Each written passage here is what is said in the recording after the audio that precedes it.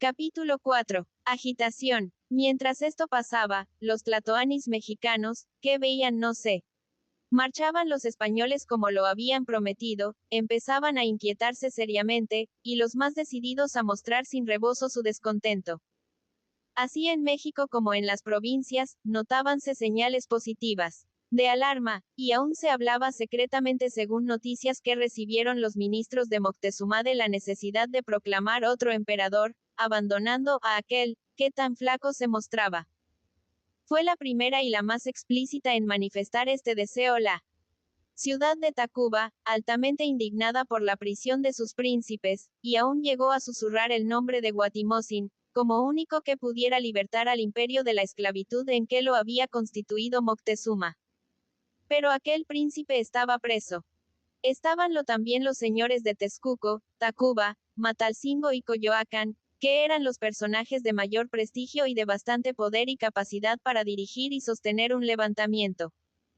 Los nobles, aunque deseosos en su interior de sacudir el yugo de los españoles, que mandaban a nombre de Moctezuma con mayor arbitrariedad y tiranía que lo había hecho éste, no se resolvían a mostrar sus sentimientos al pueblo, cargando la responsabilidad de una rebelión. El pueblo, por su parte, acostumbrado a una obediencia pasiva, estaba muy lejos de suponer que podía en aquel caso decidir con su voz el destino de sus amos. Comprendían perfectamente esta situación los ministros, y todos lo comunicaban a Moctezuma, que sin bastante firmeza para intimar a Cortés la salida de sus dominios, empezaba a sentir arrepentimiento de haberse sometido inútilmente a tantos sacrificios y humillaciones. Solamente sus ministros eran sabedores de estos sentimientos, pues ningún príncipe lo visitaba ya, ningún sacerdote quería hablarle, y aún su misma familia estaba descontenta de él por contrarias causas. Miazochil, enteramente catequizada por Marina, creía obstinación absurda la resistencia de su marido en mudar de religión, y tanto más le desagradaba la fidelidad del monarca a la creencia de sus padres, cuanto conocía ahora más íntima la convicción de aquel respecto al aborrecimiento que creía inspirar a sus dioses. Pensaba que el único modo de salvarse de la cólera de unos espíritus poderosos, era colocarse bajo la protección de otros, y en la persuasión de que toda la familia imperial sería víctima de las irritadas deidades mexicanas si no oponían a su poder el de los dioses españoles, reconvenía de buena fe a Moctezuma que se cuidase tampoco de la ruina de su casa sacrificando sus hijos por una necia fidelidad a divinidades ingratas. Quejábase Hualcacinla del desgraciado por muy distinto motivo. Creíale injusto y duro con los príncipes sus deudos, encadenados por su orden, y avergonzábase de su debilidad para con los extranjeros. Encerrada con obstinación en el Palacio del Duelo, se negaba a todos los consuelos que querían darle a sus parientes y amigas, pasando los días y las noches llorando sobre la cabeza de su hijo o implorando a los dioses a favor de su patria y de su familia. No estaba tampoco satisfecha Tecuispa. Enojábanla los votos que hacía su padre por la partida de los españoles, a la par que se dolía de las humillaciones que le habían impuesto. Luchaban en su corazón mil encontrados impulsos. Los españoles, caros a su alma, como compatriotas y amigos de Velázquez, inspirábanle horror como opresores de los suyos. Y vacilante entre el interés de su país y de su casa y el interés de su amor, no acertaba a desear ni la ausencia ni la permanencia de los extranjeros. 100 veces triunfando el amor de los sentimientos más santos, buscaba a su amante, resuelta a declararle que seguiría su suerte cualquiera que fuese, no teniendo otro Dios que su Dios, otra patria que su patria, ni otra familia que su familia. 100 veces también avergonzada y pesarosa de aquellos ímpetus de amor, se presentaba abatida y llorosa en el aposento de su padre, y le decía violentándose con verdadero heroísmo: Señor, tu pueblo desea la partida de los españoles y tu familia llora amargamente la prisión de los príncipes. Debes a tu pueblo y a tu familia el sacrificio de tu amistad para con los extranjeros, y es tiempo ya de que los mandes salir de tus dominios. A veces interpretando sagazmente algunas palabras que en sus conversaciones íntimas se escapaban a Velázquez, sospechaba que tenían el designio de destronar a su padre y esclavizar su pueblo, y aún llegaba a temer por la vida de los príncipes prisioneros. Entonces despedían sus ojos rayos de ira, y levantándose con indignación. Tus compañeros son unos perversos, decía a Velázquez, y tú. Eres un ingrato a quien quisiera aborrecer. Pero sabe que yo misma descubriré a los mexicanos las malas intenciones que aquí os detienen, que todos moriréis, y tú el primero. Lograba Velázquez casi siempre, aplacarla protestándole que nada deseaba ni pretendía sino hacerla dichosa con su amor y ver igualmente felices a todos los individuos de su familia.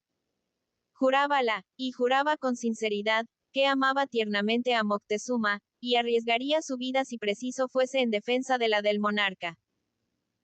Entonces Tecuispa vertía lágrimas de gratitud y de ternura y pagaba con 1000 dulces caricias las palabras de su amante. Otras veces llegaban a oídos de la enamorada princesa los dicterios que algunos señores de la servidumbre real proferían contra los españoles, y testigo a su pesar en más de una ocasión de los votos de su hermana, que imploraba venganza contra ellos, retirábase entristecida, y al ver a Velázquez. No temas, le decía. Aun cuando todos los dioses y los hombres se conjuren contra tu vida, Tecuispa te salvará o morirá contigo.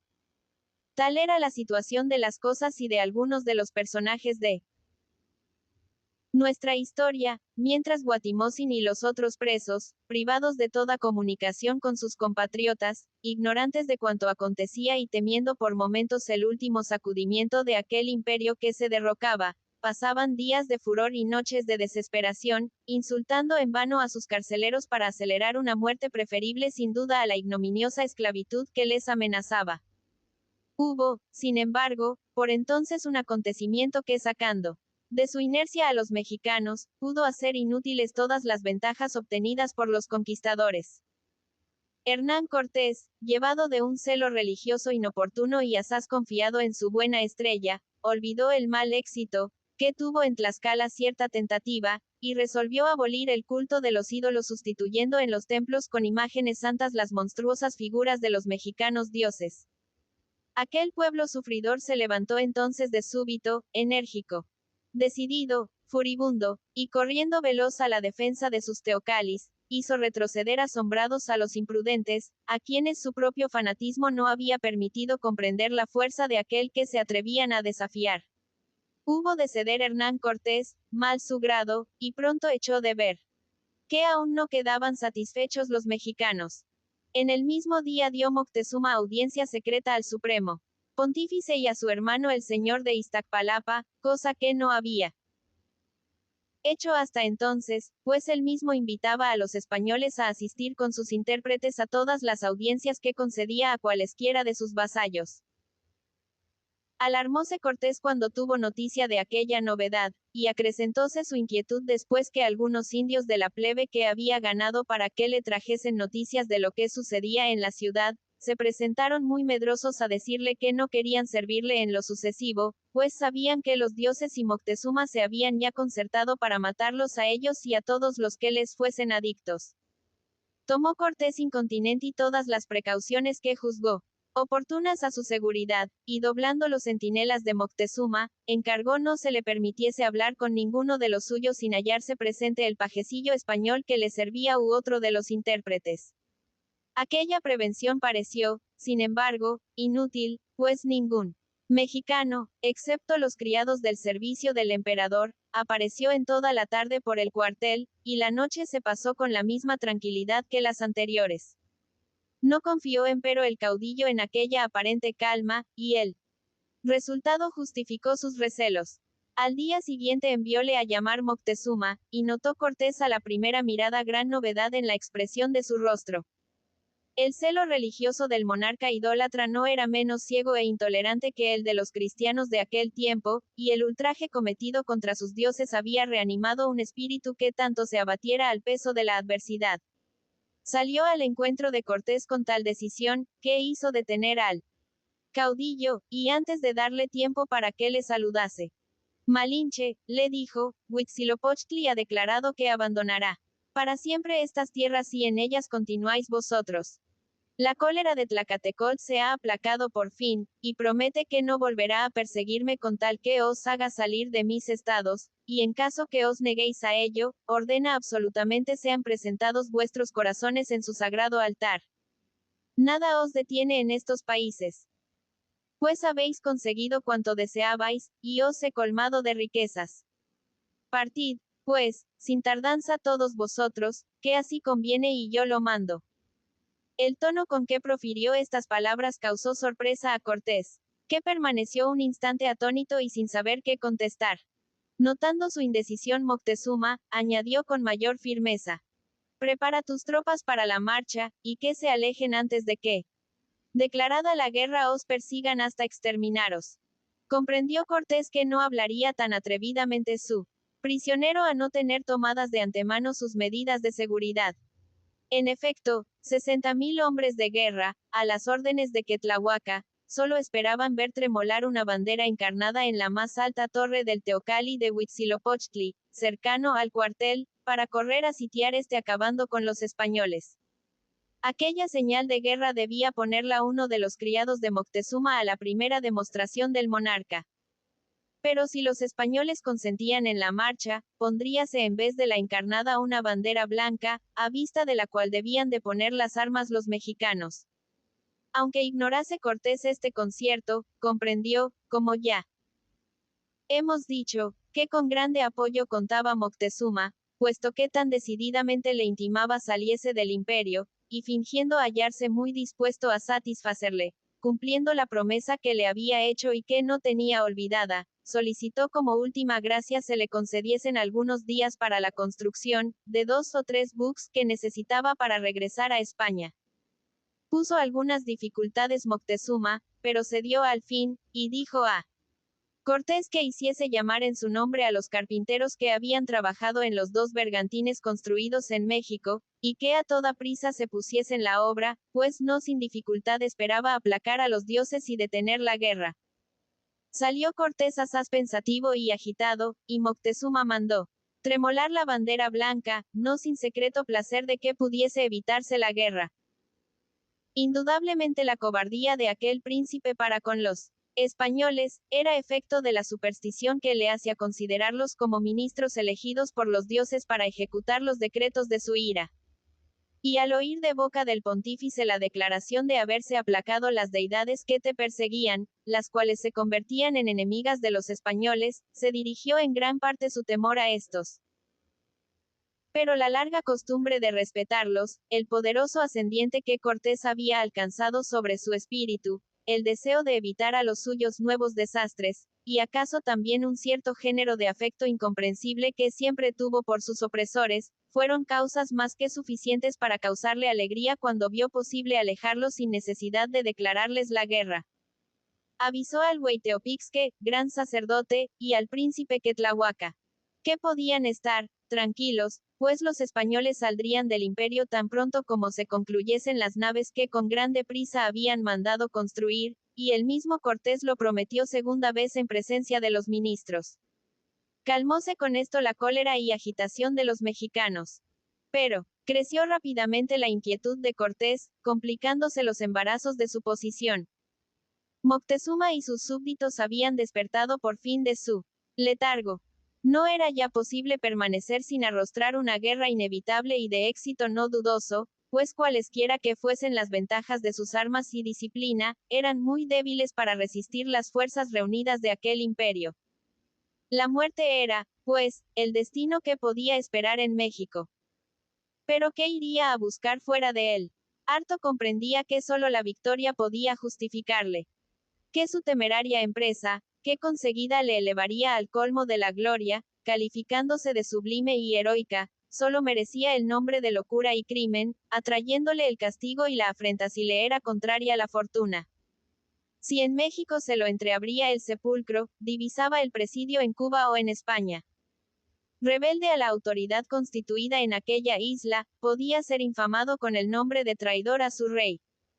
Por más que conquistador de un mundo, su emancipación de Velázquez haya aparecido un rasgo de noble osadía y de alta inspiración. Para él no había pues otra alternativa en aquel conflicto que el deshonor o la muerte. La elección de un noble español no podía ser dudosa. Capítulo 5. AGRAVASE. La situación de Cortés. Una mañana envió Moctezuma a llamarle, y con semblante inquieto. Malinche, le dijo, he tenido aviso de que en el puerto en que desembarcaste con tu gente, acaban de llegar 18 buques como los tuyos, llenos de hombres de tu nación. Aquí lo verás, añadió desenrollando sobre una mesa un lienzo grande. Mis pintores acaban de traerme este dibujo en que han copiado la armada de tus compatriotas, y me he dado prisa en comunicarte tan buena noticia y manifestarte que no tienes ya necesidad de construir los navíos que te hacían falta, pues puedes irte al instante en los que traen tus hermanos. Tan gran regocijo sintió Cortés, que apenas cuidó de dar gracias a Moctezuma por el aviso, pues su primera idea fue la de que aquellos buques venían de España en su auxilio y que en ellos volvían, desempeñada felizmente su misión, los compañeros que había enviado con cartas y regalos para el emperador. Dióse prisa en comunicar a sus tropas tan fausta noticia, y hubo salvas de artillería en su celebridad. Mientras se regocijaban dando gracias al cielo por aquel inesperado auxilio en circunstancias tan críticas, el príncipe de Itzacpalapa se presentó solicitando audiencia de Moctezuma. Estaban los españoles demasiado gozosos para negar cosa alguna en aquel momento, y el príncipe fue introducido sin dificultad en el aposento del augusto cautivo.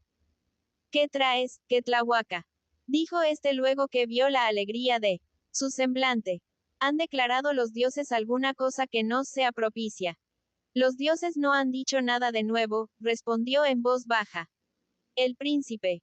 Pero los hombres españoles que acaban de llegar a nuestras costas, han dicho mucho.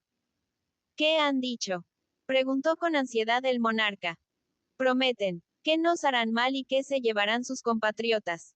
Más gratas son sus palabras, repuso el tlatoani. Sabe, gran señor, que a los españoles recién llegados se han unido 3 soldados del Malinche, que por su orden y con tu permiso andaban tomando conocimiento de las minas que hay en el país, y que dichos soldados, que entienden ya la lengua mexicana, han servido de intérpretes para que el capitán de la nueva gente española se explicase con algunos de tus oficiales que iban en compañía de aquellos. Acaba, exclamó con impaciencia Moctezuma. Ha dicho por ventura el nuevo capitán que su rey no quiere ya nuestro vasallaje. Ha dicho que su rey no te ha enviado embajada ninguna, y que los huéspedes ingratos que acogiste en tu seno, no son más que unos vasallos rebeldes y traidores, dignos de la muerte. El nuevo capitán y sus tropas, que son los verdaderos servidores del gran monarca de Castilla, vienen en su nombre a castigar los desacatos que contigo han cometido aquellos rebeldes fascinerosos, y a devolverte tu libertad y tus tesoros. Movió la cabeza Moctezuma con semblante de duda, y dijo, después de un momento de reflexión, eres crédulo como una mujer, hermano Quetlahuaca.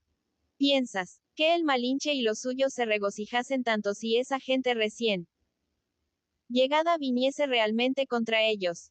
Temo que cuanto te han dicho sea una mentira dictada por la astucia, para que les demos entrada franca en nuestra capital y reunirse a sus compatriotas. Quetlahuaca, Quetlahuaca. Tú no conoces la malicia de esos hombres de Oriente. Quedóse pensativo el príncipe, como si pesase el valor de la sospecha de su hermano, y el resultado de aquella meditación fue decirle con amargura. ¿Cómo has podido, pues, entregarte y entregarnos a ellos, si tan pérfidos y embusteros los juzgas? Malas son las pestes, respondió Moctezuma, y malas las tempestades, y sin embargo, cuando una peste se declara o estalla una tempestad, no hacemos otra cosa que sufrirlas y dejarlas pasar. Los males que nos envían los dioses son inevitables, y todo cuanto puede hacer el hombre más prudente y valeroso, es aceptarlos con resignación. Los dioses dicen cada día a los sacerdotes que ya están aplacados, repaso Quetlahuaca, y te ordenan, gran señor, arrojes de tus estados a esos perversos enemigos. Mil gracias doy por ello al grande espíritu, que se ha dignado despertar la piedad de las irritadas deidades que me perseguían, dijo el emperador. Pero ¿qué más puedo hacer?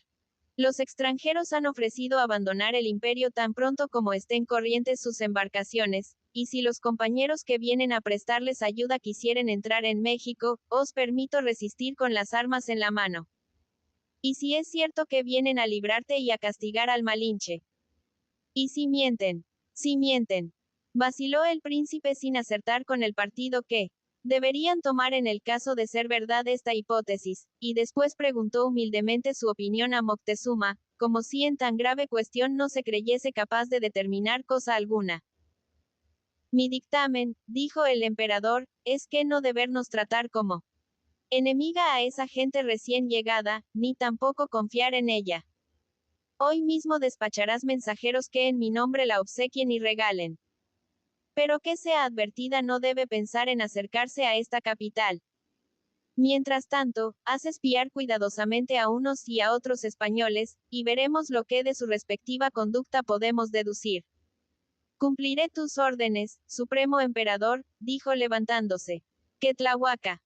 Pero de todos modos ya sabes que tengo 60,000 hombres sobre las armas dentro de la ciudad, y que a no respetar la palabra que has empeñado a Cortés de dejarle tiempo para concluir sus embarcaciones, sabría evitar a sus compatriotas recién vertidos el trabajo de favorecerle o castigarle.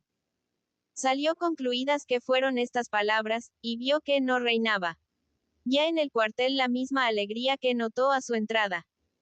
Los soldados parecían inquietos y los oficiales estaban en consulta. Aquella mudanza era producida por una carta que acababa de recibir Cortés por un tlaxcalteca. Era de Gonzalo Sandoval, que ocupaba en Veracruz la plaza del difunto Escalante, y en ella le avisaba que los 18 buques arribados a las costas mexicanas, eran procedentes de Cuba y enviados por su gobernador y adelantado Diego Velázquez, al mando del capitán Pánfilo de Narváez, con orden de prenderle como traidor y despojarla de sus conquistas. Según había podido indagar Gonzalo, eran respetables las fuerzas de Narváez, pues traía 160 caballos, 80 infantes y 12 piezas de artillería, que componían un ejército muy superior al que mandaba Cortés.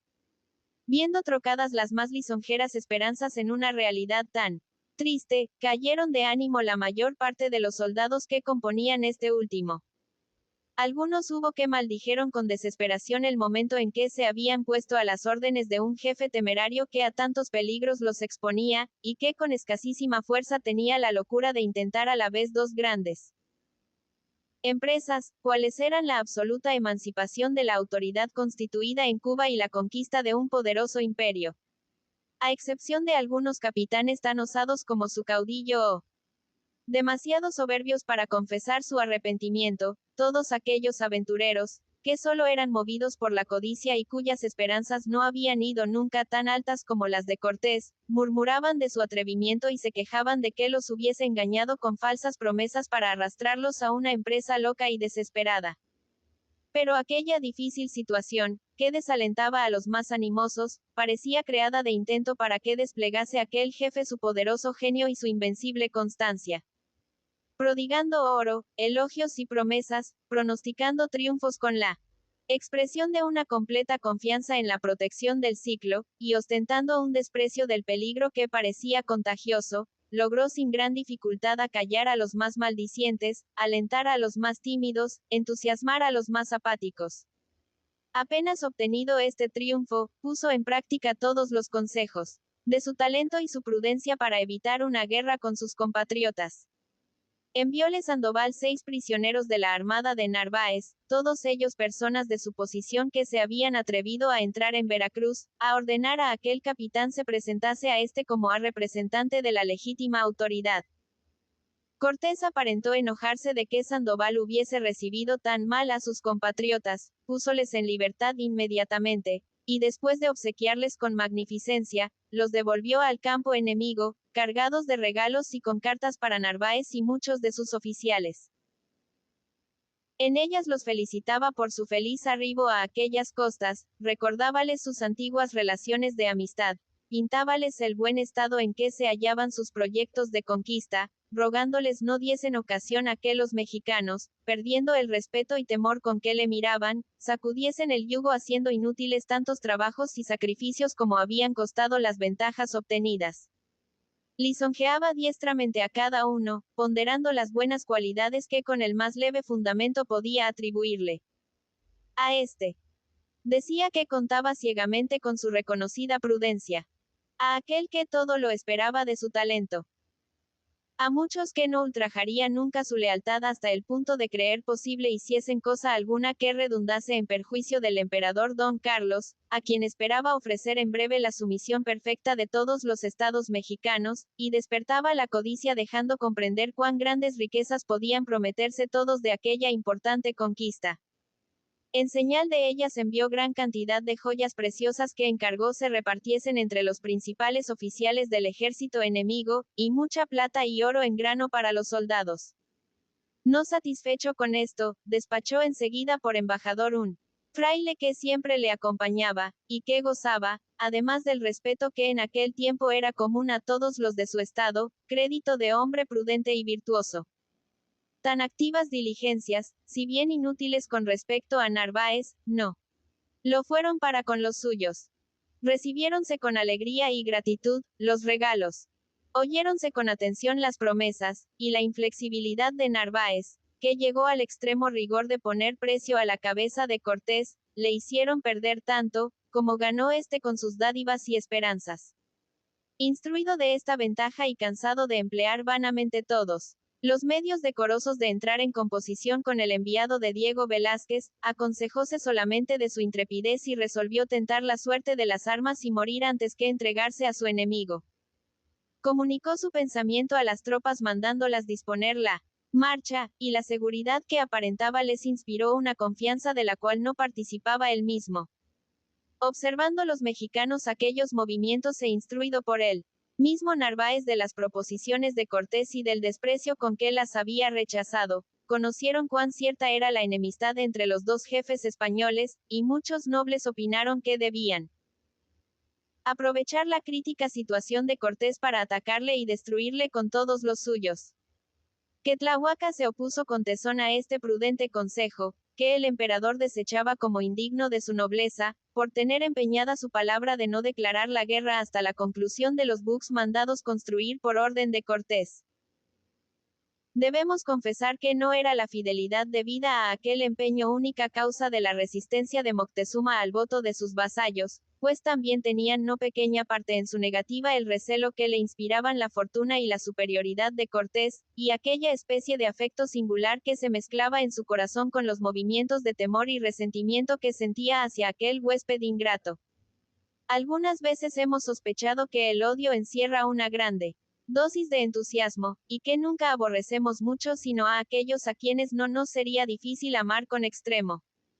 Sea como quiera, Moctezuma, que se felicitaba del mal aspecto que iba tornando la suerte de sus opresores, no podía resolverse a darles el último golpe, y escuchaba con cierto género de inexplicable emoción los preparativos de su marcha. Un momento antes de emprenderla entró en su habitación Cortés, con algunos de sus capitanes, y aparentando serenidad.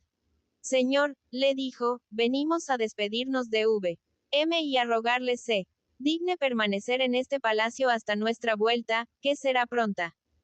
Quedan para la guardia y servicio de V.M. el capitán Alvarado y 80 o 100 hombres más, que todos merecen mi confianza y que desean ser honrados con la de V.M. Ya sabía yo, respondió el monarca, que tratabas ir de guerra contra tus hermanos de Oriente, y sé también que ellos te infaman con el nombre de traidor y quieren prenderte o matarte. Habla con franqueza, Malinche, que todavía puede Moctezuma hacerte mucho bien y darte un ejército con el cual destruyas a tus enemigos. Doy mil gracias a V.M. por su excesiva fineza, respondió Cortés. Pero me es enteramente innecesario el auxilio que se digna ofrecerme. Es cierto que mis compatriotas divulgan calumnias en mi daño. Pero muy en breve conocerán su desacuerdo. V.M. tiene provincias que apenas saben lo que pasa en la capital de su imperio. Mientras otras, más próximas y cultas, tienen conocimiento de sus más ligeras resoluciones. Esto mismo sucede al rey mi amo. Nosotros somos de una provincia importante que se llama Castilla, y los recién llegados pertenecen a otra que se denomina Vizcaya, cuyos naturales, comparables a los otomíes vasallos de V. Son hombres rudos, poco acostumbrados a la corte, y que ni aún hablan la lengua pura de Castilla. Posible es, pues, que los ignorantes que me injurian no tengan conocimiento de la embajada que me confió el rey mi señor y que crean servirle persiguiéndome. Pero muy luego conocerán su locura y verá su arrepentimiento. Miraba el monarca fijamente a su interlocutor, como, queriendo sorprender en rostro algún indicio de turbación. Pero Cortés se mantuvo sereno, y cuando se puso en pie para abrazarle, añadió con acento, seguro y confiado. Dios guarde la vida de hasta mi próxima vuelta, como guardará la palabra que se ha dignado empeñarme de reprimir cualquiera rebelión de sus súbditos. Abrazóle Moctezuma, y también, a Velázquez de León, que se acercó a besar su mano con visible emoción. Que el gran Huitzilopochtli le proteja, le dijo el monarca, y si fueses vencido ven a Moctezuma, que no te abandonará su clemencia. Has sido por mucho tiempo el jefe de mi guardia en esta prisión, y ninguna queja puedo tener de ti, pues te he hallado siempre atento y respetuoso con tu cautivo. Señor, respondió el joven castellano, que el Dios verdadero ha.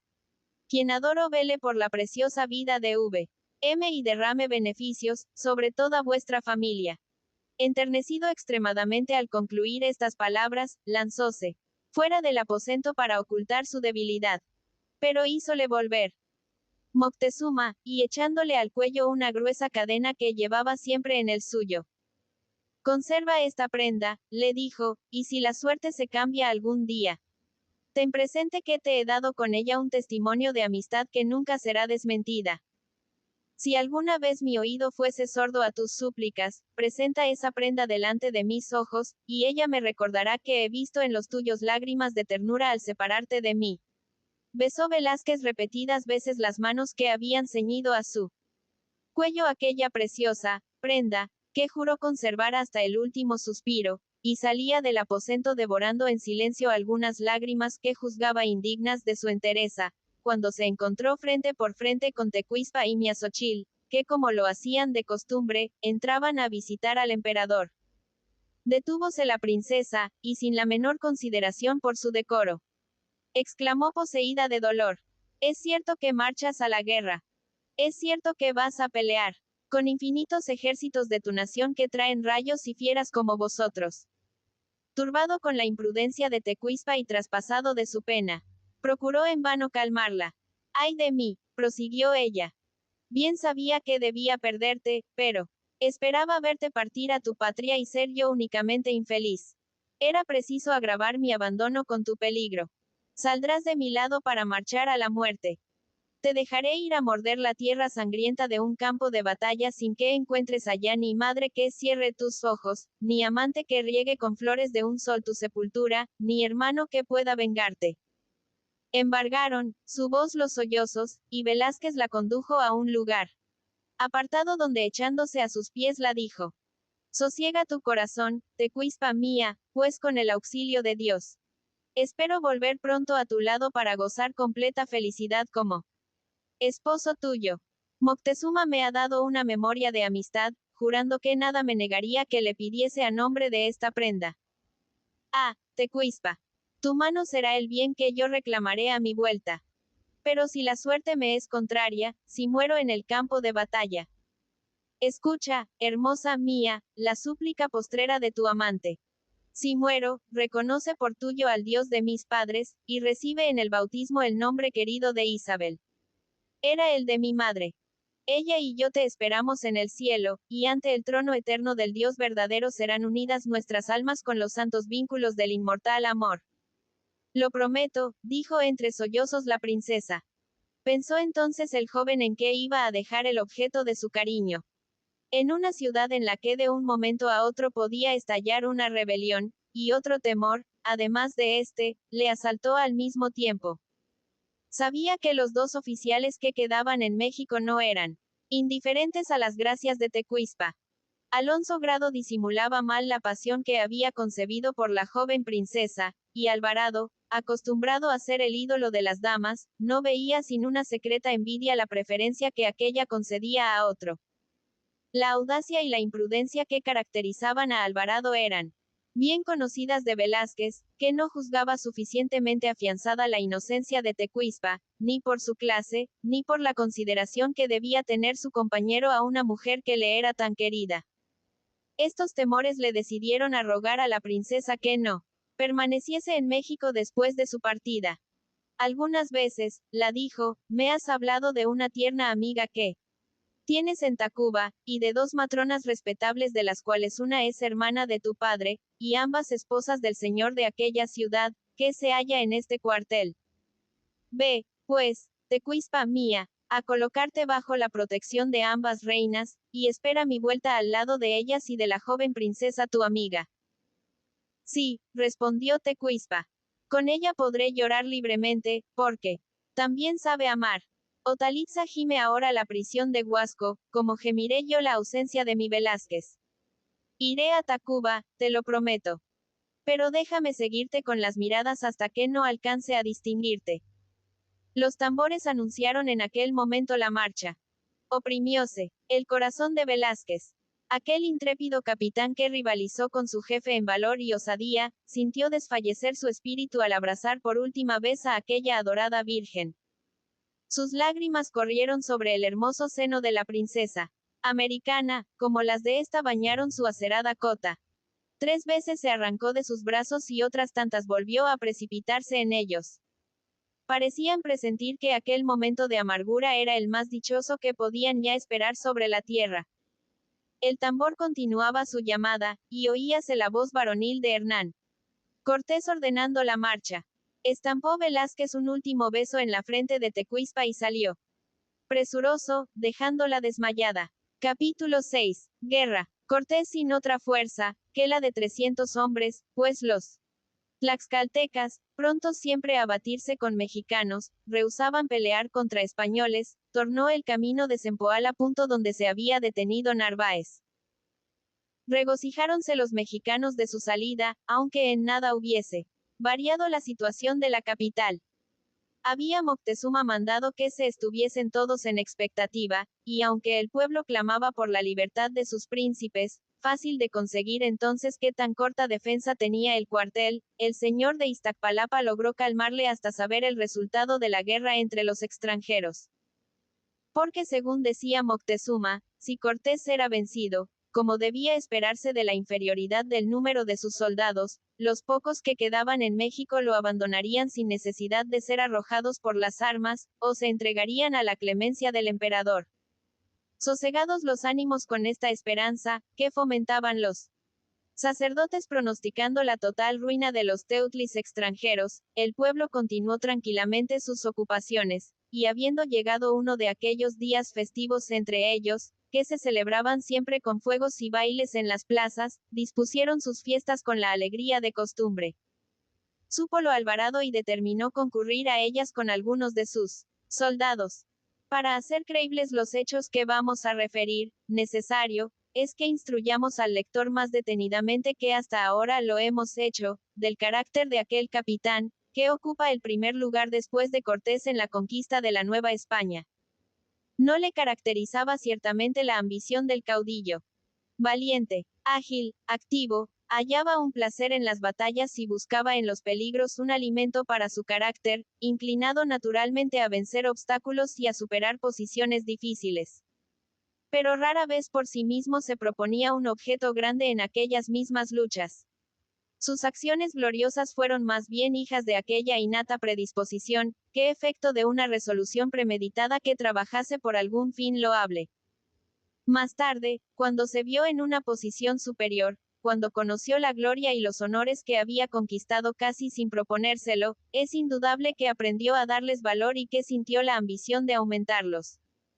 Pero en la época de nuestra historia, no siendo más que uno de tantos aventureros rapaces, sus miras estaban en una escala muy inferior a las de su jefe, y nunca se desveló como éste empezar las dificultades de la empresa que acometían, como tampoco en considerar la grandeza de sus resultados.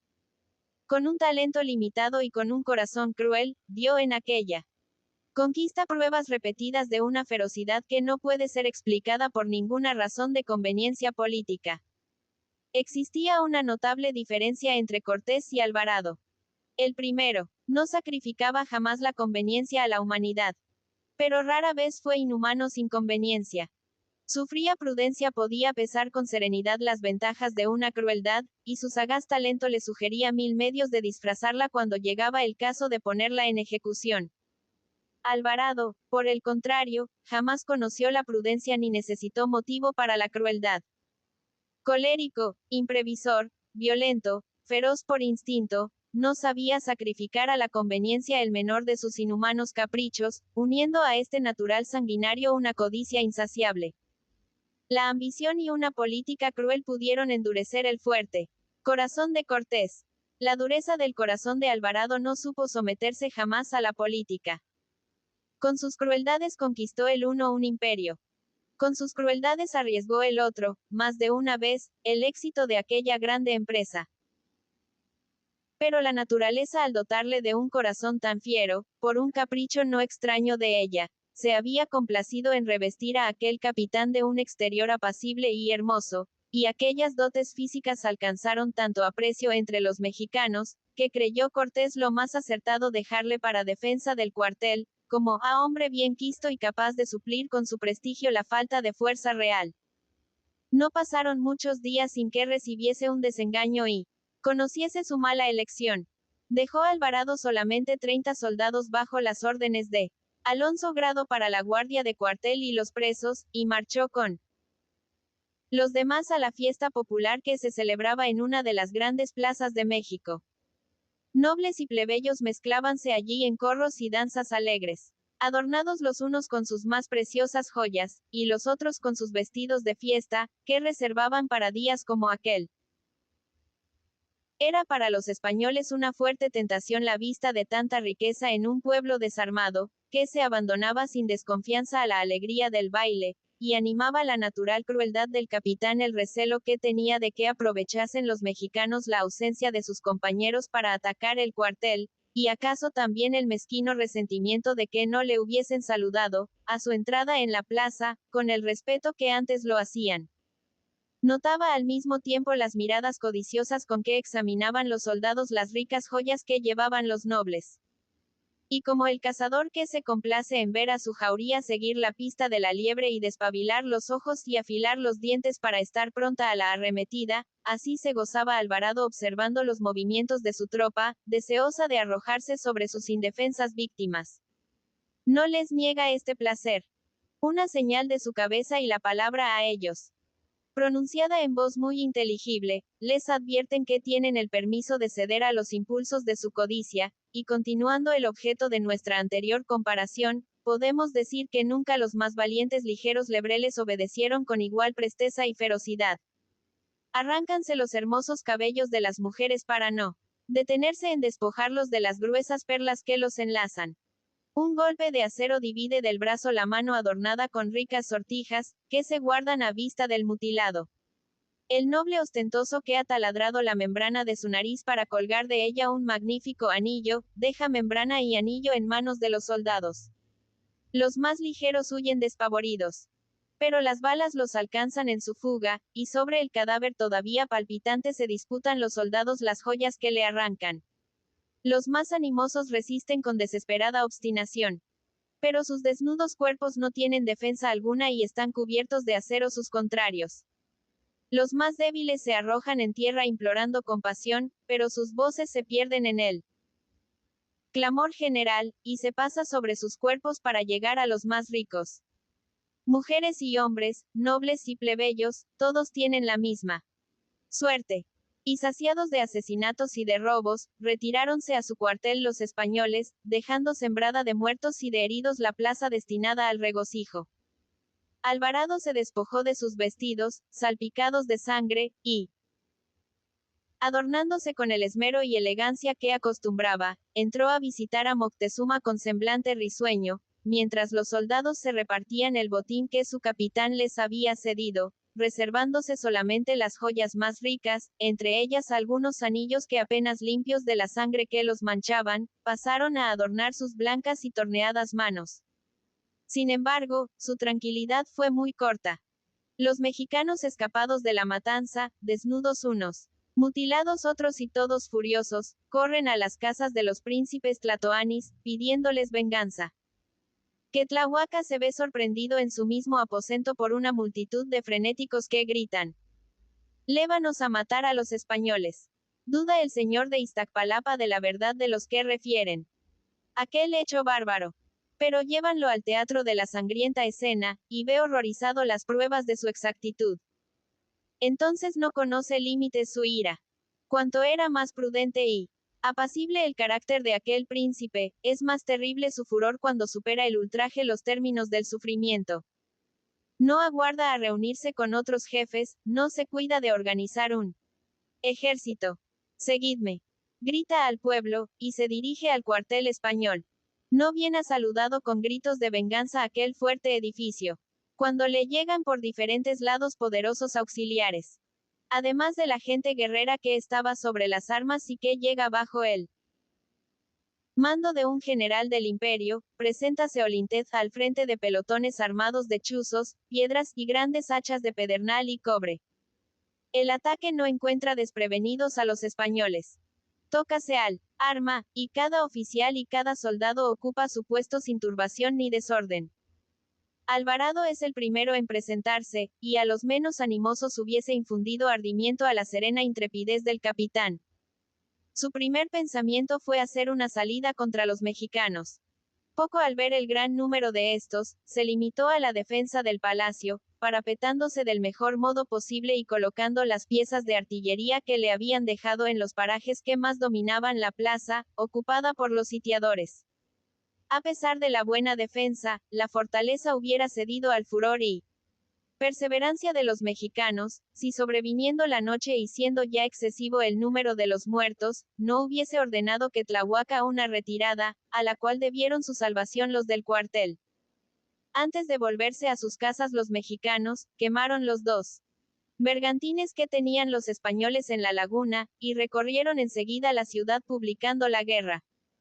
Mientras que Quetlahuaca con el mismo objeto despachaba correos a las provincias cercanas. A los primeros albores del nuevo día se juntaron en la gran plaza de Tlatelulco todos los príncipes, generales y oficiales que encerraba México, y ya les aguardaban allí numerosos nobles y multitud de pueblo. El príncipe de Iztacpalapa fue aclamado jefe supremo, y el esfuerzo de que había dado pruebas en la víspera justificaba aquella distinción. Revestido de tal autoridad, hizo del ejército varias divisiones, y puso al frente de cada una un general de reconocida capacidad. Mandó distribuir armas de las armerías reales, y ordenó se destruyesen todos los medios de retirada al enemigo, rompiendo los puentes y las calzadas. Tomadas estas medidas, dispuso un nuevo asalto, que fue más vigoroso y tenaz que el de la víspera. Dirigió aquel príncipe las operaciones con tanta serenidad como intrepidez, y las pruebas de su valor personal no fueron inferiores a las de los más afamados guerreros mexicanos. Igualmente se acreditaron aquel día los tlatoanis de Zocotlán, de Xochimilco, de Zopanco, de Alixco, y otros muchos que sería enfadoso y difícil designar por sus nombres. Los dos hijos del desgraciado Cualpopoca merecieron ser comparados por su bravura y osadía con su mismo ilustre príncipe, entonces prisionero, y que había sido muchas veces jefe suyo en los combates. La resistencia fue tan tenaz como vigoroso el ataque. Pero, después de toda una mañana de continuado combate, el valor de los españoles cedió al número de los enemigos. Heridos la mayor parte de los soldados, quemada una de las puertas del cuartel y abierta una brecha en el muro, los mexicanos habían penetrado ya en el patio, y todo lo que Alvarado pudo hacer, fue reunir las tristes reliquias de su pequeña tropa y salirles al encuentro, resueltos a vender cara sus vidas. Los mexicanos todos se lanzaron a ellos como enfurecidos leones. Y sin duda dentro de algunos minutos no hubiera quedado de los animosos defensores del cuartel sino algunos troncos sangrientos, cuyas cabezas y corazones sirviesen de holocausto en los altares de Huitzilopochtli, si un rumor súbito, circulando por el ejército triunfante, no hubiese divulgado distintamente estas palabras. El Malinche entra en la ciudad con un ejército más numeroso que el que sacó de ella. El Malinche ha pasado una de las calzadas, mientras destruían otra nuestros soldados. El Malinche está entrando en la ciudad. Los más animosos piden que se le salga al encuentro para presentarle la batalla. Los más tímidos se amedrentan al nombre de aquel afortunado caudillo, que vuelve triunfante de un ejército de sus compatriotas 2 veces mayor que el suyo, y claman por la retirada. Ordénala al instante que Tlahuaca, aunque por motivo muy distinto al que se le hacía desear a algunos de los suyos. El valeroso príncipe quiere dar tiempo a los españoles para entrar en la ciudad, y atacarlos cuando no pudiesen tener ningún medio de retirada. Abandonan, pues, el cuartel, dejando atónito a Alvarado, que ignora, todavía la causa de aquella inconcebible retirada, y pocos minutos después toma posesión Cortés de su maltratado alojamiento, apresurándose a reparar el deterioro que ha sufrido. Su triunfo sobre Narváez había sido efectivamente completo, aun cuando no fuese el más glorioso. Atacándole en la oscuridad de la noche, obtuvo en pocas horas una victoria, no tanto debida a su atrevimiento y valor, como a su liberalidad y a su fortuna, pues la mayor parte de los soldados del enemigo, ganados por las dádivas, codiciosos de la riqueza que se prometían en la conquista de aquel imperio y disgustados con la severidad de su jefe, ardían en deseos de aliarse, en vez de combatir, a sus afortunados compatriotas, y el apresuramiento con que corrieron después de la batalla a prestar obediencia a Cortés, prueba el poco empeño que debieron poner en resistirle. Orgulloso con este nuevo triunfo, volvió a entrar en México al frente de un ejército de 1,300 infantes, 100 caballos, 200 ballesteros, y los 6,000 tlaxcaltecas que volvieron a reunirse después de su victoria, salvando con su llegada la vida del imprudente y cruel Alvarado y las reliquias de su gente. Apenas supo Moctezuma el arribo del caudillo, envióse a llamar, felicitándole por su triunfo el desgraciado monarca, que se creía despreciado por los suyos y sospechoso a los españoles, había sentido los ataques de los mexicanos al cuartel sin atreverse a mandarles retirar, porque dudaba ya de su obediencia, sin osar tampoco a aprobar su declaración de guerra por temor de los españoles. Al saber que había llegado Cortés y que volvía vencedor, intimidóse aún más con aquella nueva prueba de la fausta estrella de su opresor, y creyendo que la retirada de los sitiadores había sido efecto de igual sentimiento. Hacen bien, decía, hacen bien en ceder a su destino. Los dioses nos engañan para más fácilmente llevarnos a nuestra ruina. Esperó con inquietud a Cortés, pero lo esperó inútilmente. Fuese que ensoberbecido por su victoria y por el aumento de su tropa creyese ligeramente que podía arrancar la máscara a sus designios, fuese que supusiese a Moctezuma cómplice de los que en tanto aprieto pusieron a Alvarado, lo cierto es que se negó desabridamente a verle, y aunque reconvino a Alvarado por sus impolíticas crueldades, mostróse dispuesto a tratar a los mexicanos con el desprecio de enemigos vencidos. Presto conoció su error. Unos soldados despachados por Velázquez de León en busca de la princesa Tecuispa y de sus criadas que estaban en Tacuba, llegaron muy heridos al cuartel, diciendo que les habían quitado a las damas que escoltaban y que por todas las calzadas estaban entrando gentes de guerra. Alarmóse Cortés con el aviso, aunque se crea entonces bastante fuerte para arrostrar con éxito cualquier peligro, y mandó al instante que saliese uno de sus capitanes con 200 infantes, 80 ballesteros y 100 caballos, a dispersar el ejército que estaba reuniendo el enemigo. Su admiración y desengaño fueron grandes cuando antes de media hora los vio volver en desorden, heridos, desbaratados, y con una pérdida considerable de hombres y caballos, y seguidos tan de cerca por los mexicanos, que un pelotón de ellos se entró en el cuartel, detrás de los fugitivos. Desplegó entonces toda su actividad y energía, y pelearon sus tropas y las tlaxcaltecas con imponderable decisión. Pero el enemigo les atacó por todas partes, y abriendo camino los que habían entrado al patio a los que quedaron fuera, precipitáronse algunos batallones, que prendiendo fuego a muchas habitaciones, se atrevieron a subir las mismas escaleras defendidas por numerosas guardias. El humo del incendio y de la pólvora les obligó a abandonar el patio. Pero mientras el fuego continuaba dentro sus estragos, por de fuera se oscurecía el aire con la nube de flechas, varas y piedras que lanzaban a las azoteas y ventanas. Cada descarga de la artillería cubría de cadáveres un gran trecho de la plaza, pero sucedían a los muertos nuevos combatientes, y crecía, lejos de menoscabarse, el número y el vigor. Encontrábase Cortés en todas partes en donde era mayor el peligro, y cada uno de sus capitanes le rivalizaba en actividad y bravura, alcanzando en no poco trabajo detener los progresos del fuego y sostener heroicamente la defensa, hasta que, llegando la noche, se retiraron los sitiadores. Comprendiendo Cortés que al día siguiente volverían al combate y, habiendo conocido ya por experiencia el valor y la fuerza de aquellos hombres, que hasta entonces creyera débiles y cobardes, determinó enviarles una embajada conciliatoria, y para ese efecto hizo salir al joven Netzalc y lo despachó con proposiciones de paz. Exigía que depusiesen las armas los mexicanos y se volviesen los tlatoanis a sus respectivas provincias, ofreciendo marcharse de México cuando los viese desarmados y restituidos a la obediencia de su emperador, al cual eran rebeldes declarando una guerra por él desaprobada. Partió Netzalc comprometiéndose a mandar la contestación, cualquiera que fuese, y pasóse la noche en el cuartel español curando los heridos y reparando los daños causados por el enemigo. ¡Ay! Alguien hubo que la pasó más tristemente aún. Velázquez de León, herido de un brazo, sentía mucho menos aquel dolor físico, que el que le causaba el pensamiento de que acaso moriría en aquella guerra sin haber vuelto a escuchar una dulce palabra de Tecuispa. Capítulo 7. Muerte de Moctezuma. Serían apenas las 9 de la mañana cuando los guardias del cuartel español pasaron aviso de que un embajador mexicano pedía permiso para hablar a Cortés. Reunió este incontinenti a sus capitanes y mandó conducir a su presencia al parlamentario.